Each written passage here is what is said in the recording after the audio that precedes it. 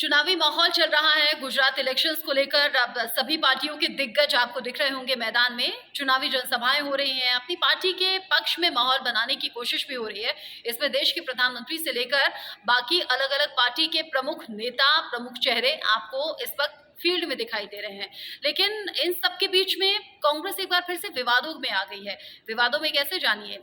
कांग्रेस के राष्ट्रीय अध्यक्ष मल्लिकार्जुन खड़गे ने प्रधानमंत्री नरेंद्र मोदी को ध्यान में रखते हुए एक बयान दिया है। चुनावी मंच था, वहीं से मल्लिकार्जुन खड़गे ने एक बयान दिया और कहा कि प्रधानमंत्री नरेंद्र मोदी चूंकि अपने बचपन की यादें कई बार ताज़ा कर चुके हैं, बांट चुके हैं, उन्हें साझा कर चुके हैं और बता चुके हैं कि गरीबी के दिन थे और अब चाय में बेचा करता था। उसी बात को मल्लिकार्जुन खड़गे ने चुनावी मंच से कहा कि प्रधानमंत्री हैं जो अपनी गरीबी की बात कहते हैं, मैं उनसे ज्यादा गरीब था।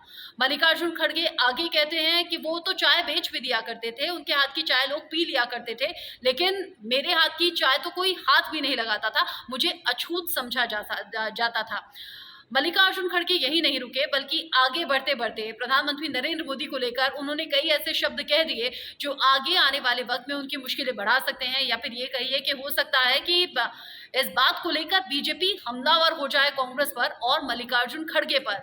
उन्होंने कैसे झूठ बोलने का आरोप प्रधानमंत्री पर लगा दिया है और कैसे फिर आगे झूठ बोलने की आरोप लगाते हुए किन शब्दों का इस्तेमाल किया है, वो शब्द मैं अपने जुबान पर नहीं लाऊंगी। मल्लिकार्जुन खड़गे का ये बयान आप सुनिए।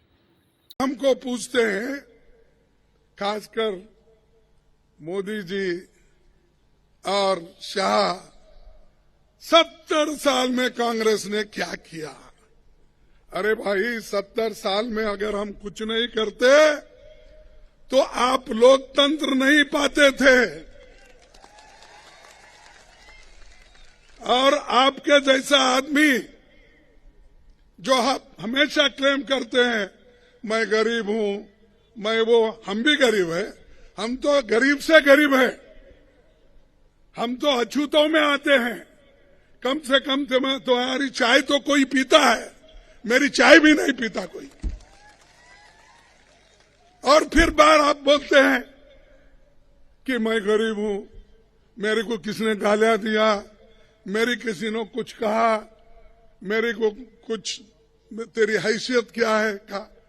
अरे ऐसे बात कह के अगर आप सिंपैथी जमाने की कोशिश करें तो लोग अब होशियार हो गए, उतने बेवकूफ नहीं है।